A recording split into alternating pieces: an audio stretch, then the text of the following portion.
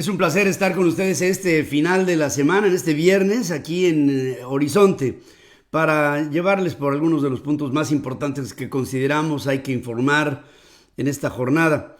Decir que Greg Abbott, el gobernador de Texas, pidió al presidente Joe Biden designar como organizaciones terroristas a los cárteles mexicanos del tráfico de drogas.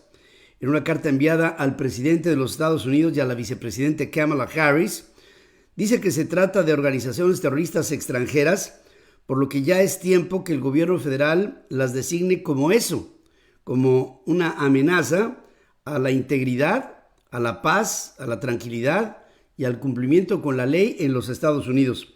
Puso como ejemplos el secuestro y la extorsión llevados a cabo por cárteles como el cártel de Sinaloa o el cártel Jalisco Nueva Generación en contra de diversos sectores de la población, y destacó que estas bandas generan terror en las comunidades. Dice el gobernador de Texas que contrabandean narcóticos, armas dentro y fuera de los Estados Unidos para financiar sus actividades ilegales, empujan a mujeres y a niños en el tráfico humano y sexual y se enriquecen con la miseria y la esclavización de los inmigrantes. En el momento en que se elevara a ese rango de ser organizaciones terroristas, los cárteles mexicanos tendrían que ser vistos con una visión metaconstitucional. Con esto lo que esto significa, el peso de la ley, es que Estados Unidos tiene un acuerdo logrado en el Capitolio en el que por ley cualquier instancia terrorista en cualquier parte del mundo debe de ser atacada por las fuerzas de los Estados Unidos.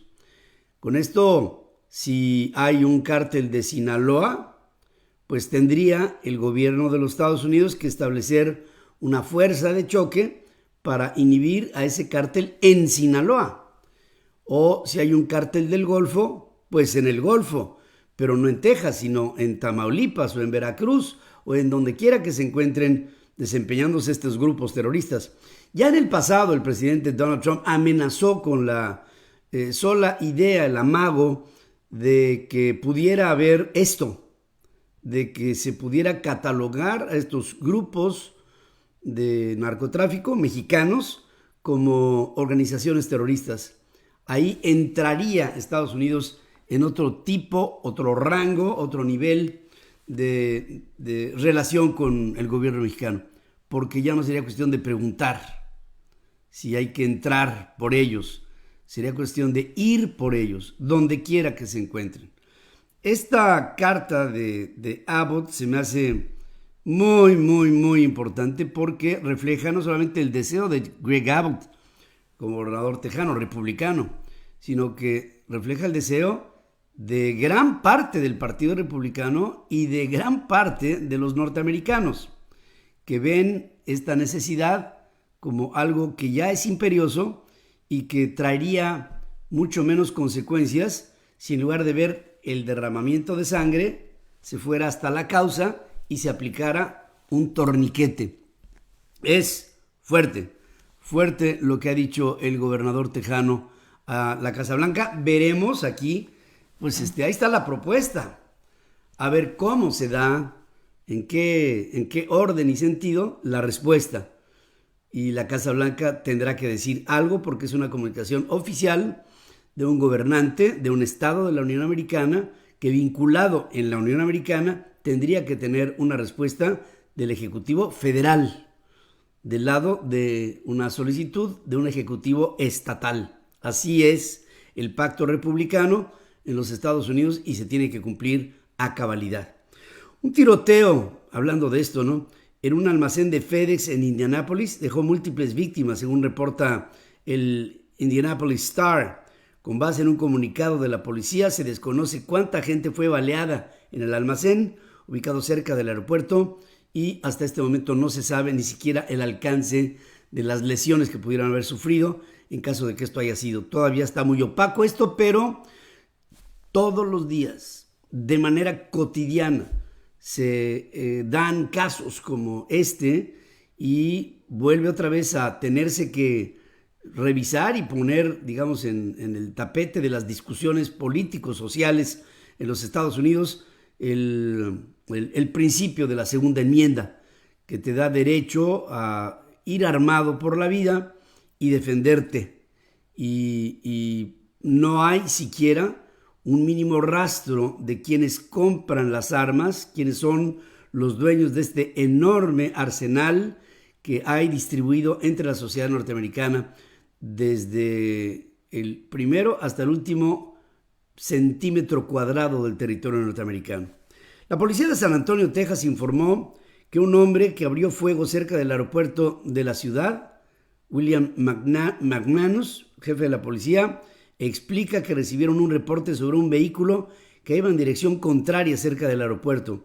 Cuando la patrulla se acercó, el conductor salió del coche y disparó en contra de la policía. Los agentes respondieron a los disparos y mataron al sujeto. Según las autoridades, horas antes el hombre abrió fuego en contra de vehículos en una avenida en la parte norte de la ciudad y el aeropuerto internacional fue cerrado luego del tiroteo, pese a que la situación estaba controlada. Todos los días. El presidente Biden envió un mensaje al presidente de Rusia. Rusia, hay que verla. Rusia es un punto de tensión. Yo pienso hoy el mayor punto de tensión del mundo. Le manda un mensaje a su homólogo Vladimir Putin y le dice: llegó el momento de la desescalada, después que Washington anunciara nuevas sanciones en contra de Moscú, mismas que calificó como proporcionales, es decir, allá, acá, una especie de política espejo. Estimó que una comunicación directa con Putin podría establecer una relación mucho más efectiva. Dice Joe Biden que la cumbre propuesta a Putin podría tener lugar este mismo verano en Europa y que sería una oportunidad para lanzar un diálogo de estabilidad estratégica. Reveló que los equipos ya están discutiendo esta posibilidad, aunque 24 horas antes, desde el Kremlin, el portavoz del Kremlin aseguró enfático que en este momento era demasiado prematuro hablar del posible encuentro entre los dos mandatarios.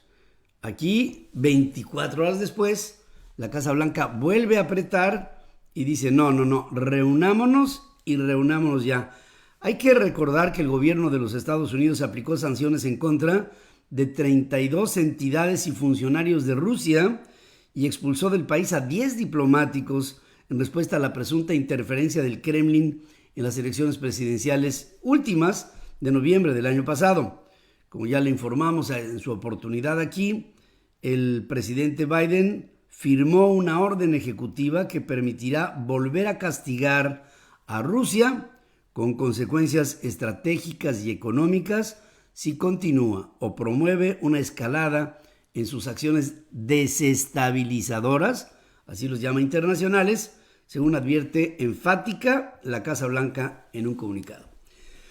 Por otro lado, el señor David Malpass, él es el presidente del Banco Mundial, pidió a los países que contribuyan con sus dosis sobrantes de vacunas en contra del COVID para que las naciones de bajos ingresos en el esquema del COVAX, que es el plan de la Organización Mundial de la Salud para vacunar a todo el mundo, puedan inocular primero a los más vulnerables, incluidos, claro, los trabajadores sanitarios.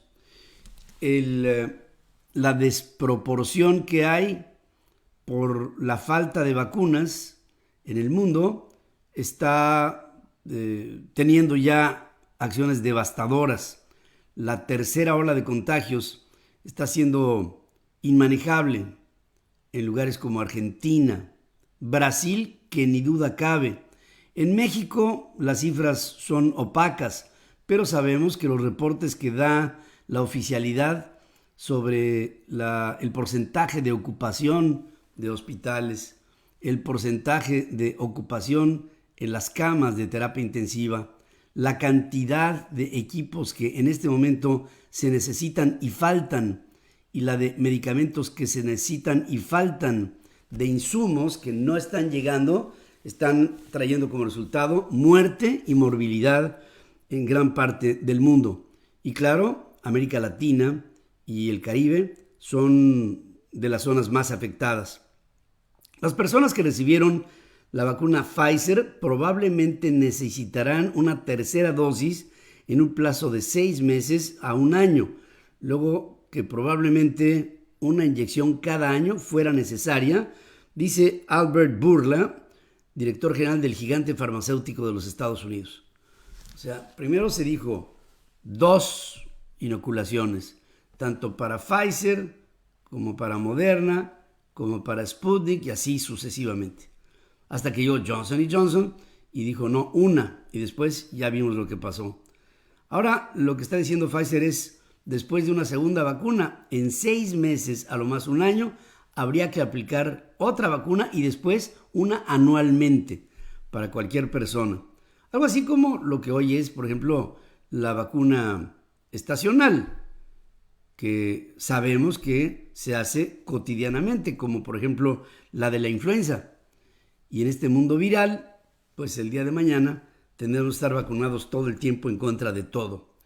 El riesgo de que se formen trombos a causa de una inyección por alguna de las vacunas que han causado pues, oprobio, o por lo menos miedo o cautela, vamos a ponerlo así, porque después de millones de dosis inyectadas ha habido la presentación de personas que han dado a trombos y los trombos incluso hasta derivado en muerte. Afirman investigadores británicos que el despliegue de inyecciones se vería interrumpido por informes sobre casos inusuales de coágulos. El caso de AstraZeneca como de Johnson & Johnson han enfrentado las dos casos de trombosis. Y aunque, insisto, el número de inoculados con respecto del número de casos de trombosis es ridículamente mínimo, pero es obligación de las autoridades el llevar esto a cero riesgo, a que no lo haya. El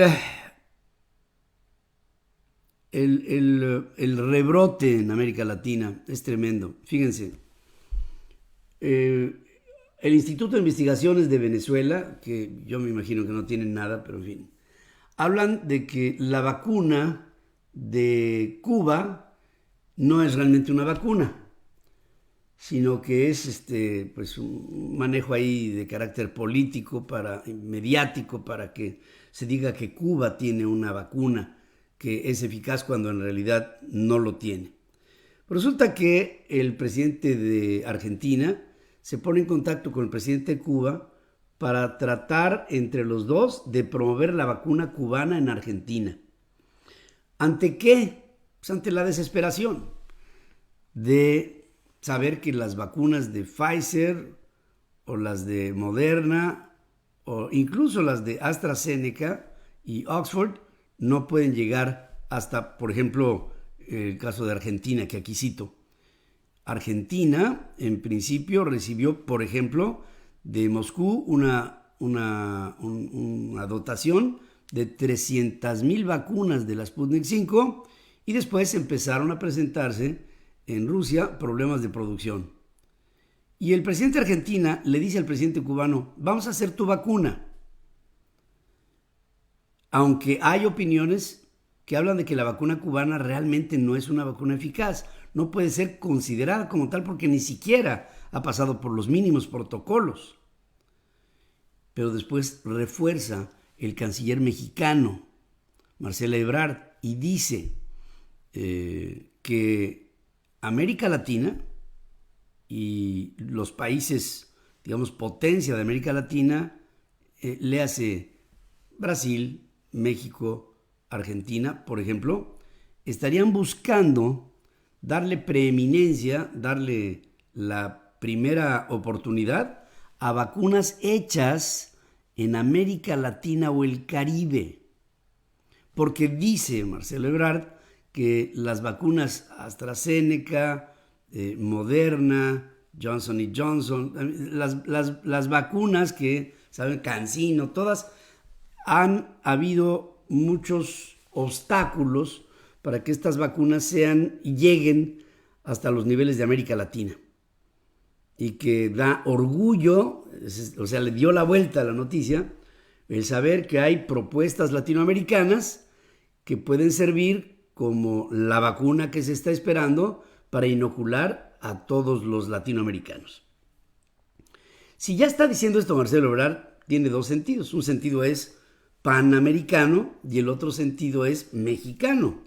En el panamericano, la posición de México no puede ser comparable, espero, con posiciones como la de Perú o Bolivia o Ecuador o Paraguay o Uruguay.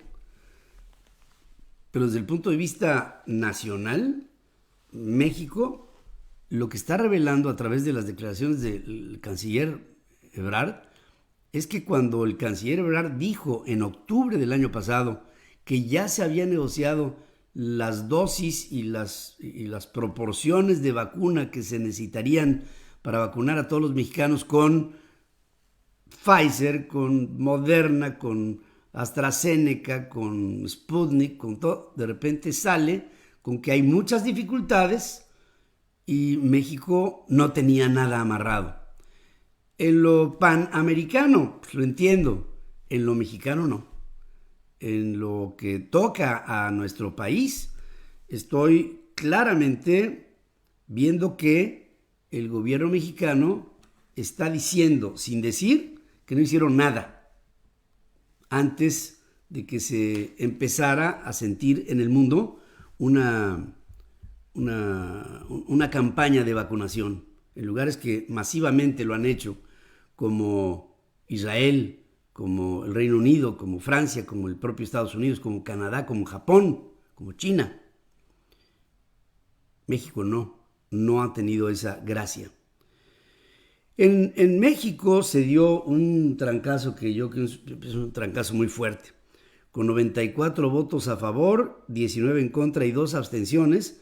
El Pleno del Senado aprobaron una nueva ley orgánica del Poder Judicial de la Federación, cuyos ordenamientos fortalecen al ministro presidente de la Suprema Corte, el ministro magistrado Arturo Saldívar, que se sabe que es hoy por hoy un hombre del presidente. ¿Cuáles son algunos de los efectos de esta nueva ley que aprueba sobre la organización del Poder Judicial? Está darle y concentrar el poder en el presidente de la Suprema Corte. Y dos, extiende el plazo de su mandato del 2022, que tendría que irse, hasta el 2024, que no solamente terminaría él, sino que también terminaría sus funciones, en teoría, el presidente Andrés Manuel López Obrador. Esto significa que el presidente de México ya tomó a otro poder. El Poder Judicial ya es suyo. Este albazo, así se le ha calificado, este golpe de Estado al Poder Judicial, así se califica por la oposición, le da poderes plenos a un hombre del presidente desde la óptica de la Suprema Corte de Justicia de la Nación.